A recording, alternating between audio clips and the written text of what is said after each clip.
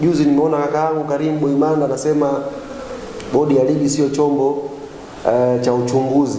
Msikia akifanya mahojiano akisema bodi ya ligi sio chombo cha uchunguzi. Lakini nimkumbushe tu kaka yangu Boimanda, of course ni kaka yangu, ni senior na ninasoma naye mpira, arudi nyuma akumbuke barua ambayo bodi ya ligi waliitoa wakati wakiahirisha.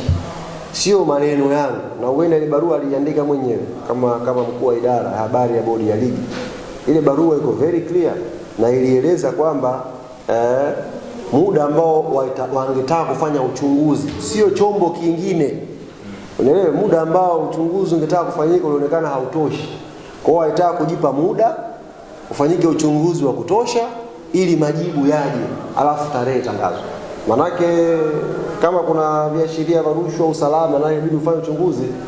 Sasa kama ile barua ilitoka na yeye nafikiri ndo aliandika kama mkuu wa idara, leo akituambia kwamba bodi sio chombo cha uchunguzi, na kwenye barua yake hakuwa ameelekeza kwamba kuna vyombo vya uchunguzi. Kwa sababu ungeelekeza kwamba kuna vyombo vinafanya uchunguzi, leo hii wa Tanzania wadau wa mpira wangeenda kutuuliza hivyo vyombo. Si ndio bwana? Kama mechi hii imeahirishwa kwa sababu tumeachia chombo fulani kifanya uchunguzi, bila shaka yoyote leo hii wadau wa mpira wasingekuwa wanakwenda kwa bodi ya ligi kuuliza. Wangeenda kwenye chombo husika, bwana chombo fulani, okay, let's assume ni masuala ya rushwa, TAKUKURU, wangeenda kuuliza. Ni waandishi ngeenda pale, bwana TAKUKURU, hii mechi mliahirisha machinano kwa sababu ya rushwa, ripoti imefikia wapi?